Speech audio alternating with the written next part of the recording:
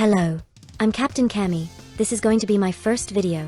If you're watching this, then I hope you stick around and listen to me yap, because I'm going to do it a lot. I apologize for not sharing my actual voice and instead use TTS, but I have reasons as to why I am not sharing my voice. Hopefully that will change in the future, but I'm not sure. I'm still a little unsure what exactly this channel is going to be. I think for the most part I'm going to just talk about all my interests, which I have a lot. Here's a few of them right here.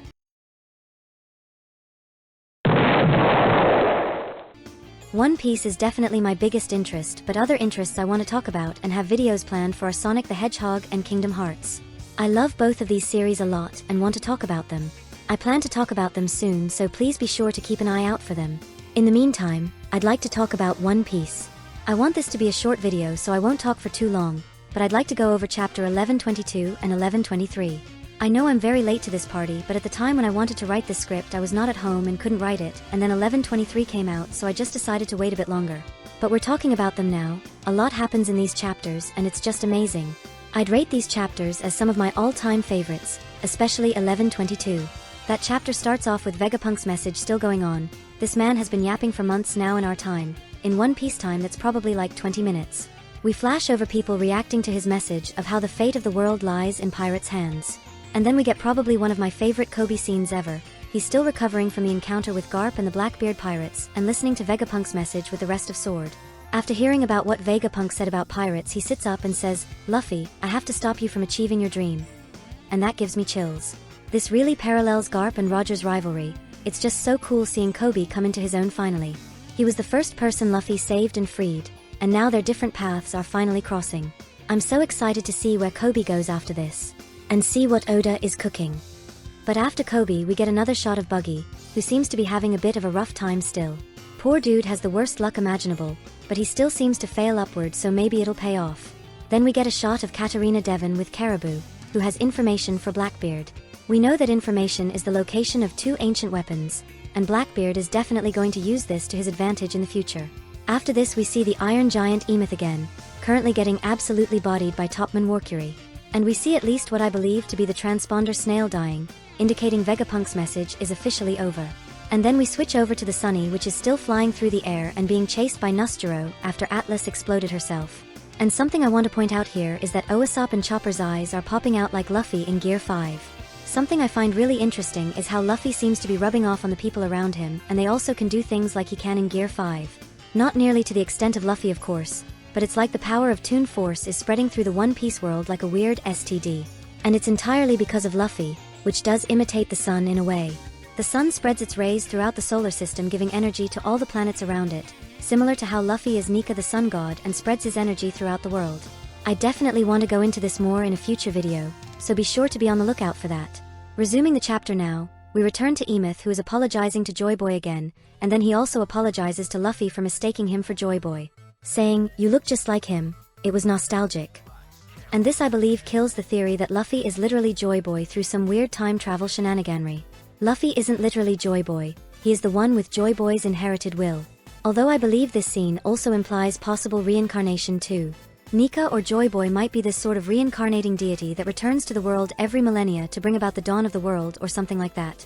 This is all pure speculation, but I think I'm definitely onto something here. After this scene, Emeth then apologized to Joy Boy for failing to make him king. Now this is interesting, because what did Joy Boy want to be the king of? He was the first pirate, so it couldn't have been king of the pirates, but if we're to believe his personality and dream is the same as Luffy's, it wouldn't make sense for him to be the king of the world or something like that. Even Luffy questioningly asks king, with a question mark. Perhaps this could tie into Luffy's true dream somehow, to be the king of something, but that still doesn't sound right, and I don't think it will until we get that Void Century flashback. Pause, future Cammy here. I also want to point out that the way Luffy looks at Emeth is really odd. It feels like Oda is trying to tell us something. Maybe this does tie into Luffy's dream and that's why he's reacting the way he is. Or he's just as confused as we the readers are. It's really hard to say with just a single panel, so we'll just have to wait and see. Anyway, on with the video. Emeth then asks Luffy his name and he does his Luffy response, saying that he's Monkey D. Luffy and he's gonna be king of the pirates. Emeth then recognizes the D in Luffy's name and then proceeds to pull a rope out of his head and undo its knot. And this sets off probably the biggest wave of Conqueror's Haki we have ever seen.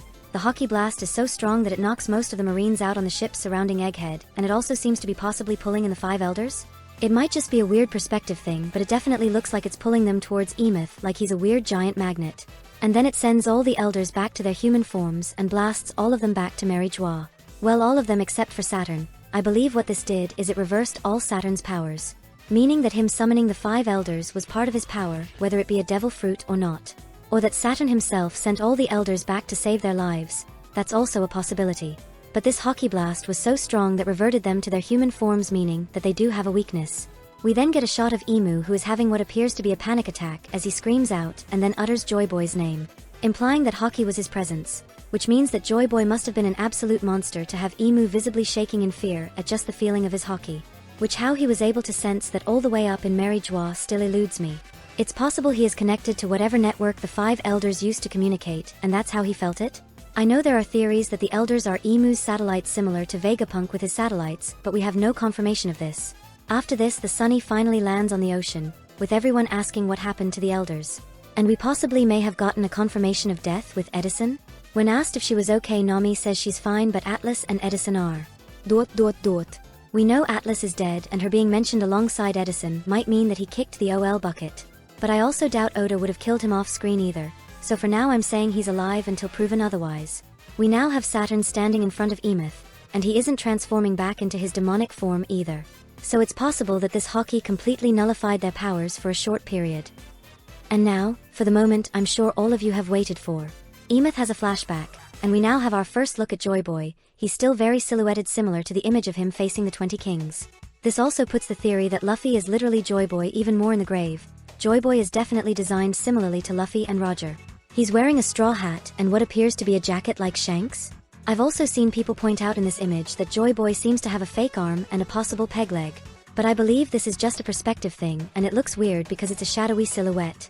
I think it's just because Joy Boy is built very scrawny like Luffy is. But you never know, maybe I'm wrong. But in this memory, Joy Boy is telling Emeth that the time is at hand. And he gathers up his most powerful hockey and seals it inside Emeth via the rope knot. Which seems to be similar to the wind knot from Weatheria. It's unclear whether Joy Boy basically gave up all of his hockey to put inside Emeth like this was a last-ditch effort sort of thing, or if this was just something he could do freely. Joy Boy tells Emeth that when he's in mortal danger or when someone he cares about is, to untie the knot and Joy Boy will save him. And then we have probably my favorite panel from the chapter, where Joy Boy is telling Emeth that it'll be just like always, and Emeth is doing the cutest face ever. Like, it's so cute, I love it so much. And then in the final panel we see Emeth's eyes go out. This either means that he's died or shut down again.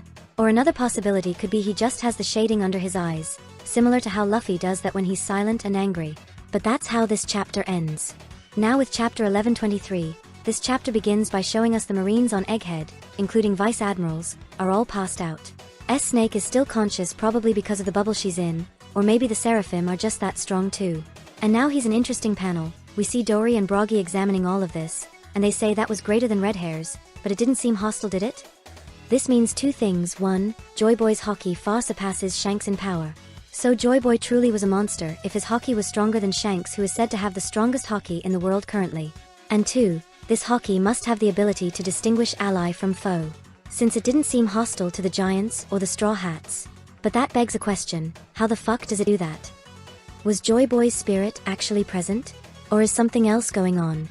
It's such an odd choice of wording, and I'm very intrigued by it. And now we see what appears to be Emeth shutting down. He isn't moving or responding to Luffy, so I'd assume he's shut down.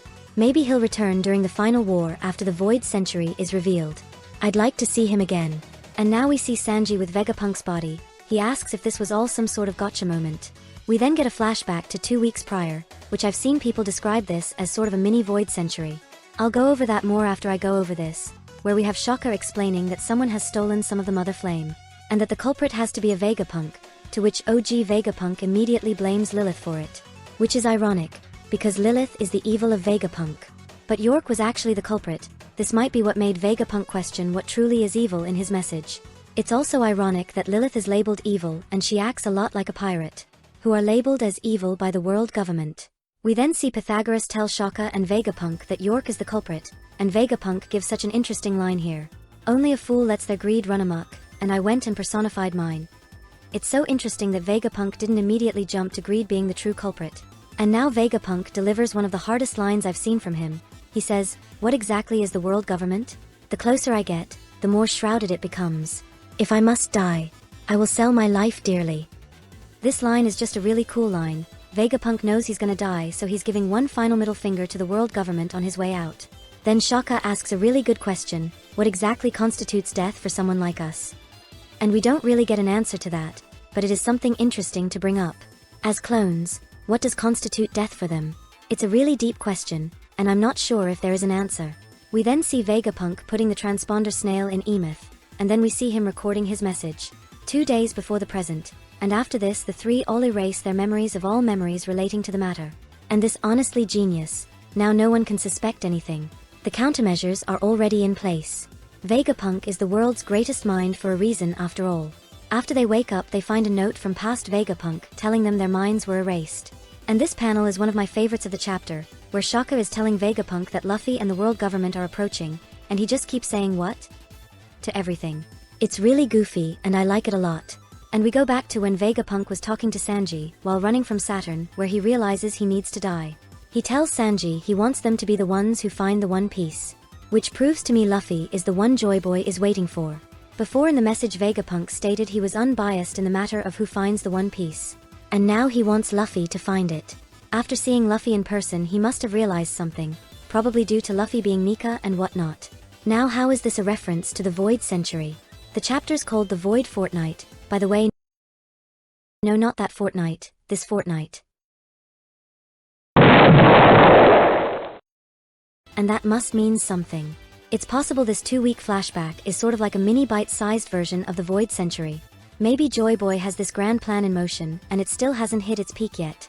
And the erasing of Vegapunk's mind could reflect that the Void Century itself was erased from the memories of everyone. And in due time the gotcha moment from Joy Boy will be revealed. Could tie in to how Roger was too early too. Maybe it wasn't the time for the plan to go into action yet. Now we're back in the present, and the Straw Hats are finally off to Elbaf. I like this panel because Usopp is the center of focus. He was the first one to show interest in Elbaf, and now he's finally getting to go. I'm very excited to see what Oda has in store for Usopp in Elbaf. He is definitely getting his moment to shine, and might also be the first Straw Hat to achieve their dream. And with that, the chapter ends. And if you've watched up to this point, thanks for listening to me yap. I hope that you'll subscribe and see my future yapping content. I have a lot planned for this channel and I'm excited to share it all with you. So thank you for tuning in, it really means a lot. And if you want more from me, follow my social media and you can also join my Discord server, the Straw Cat Grand Fleet, all of which will be linked in the description. I'm always around on those so you can come hang out and talk to me. I hope to see you all soon, see ya.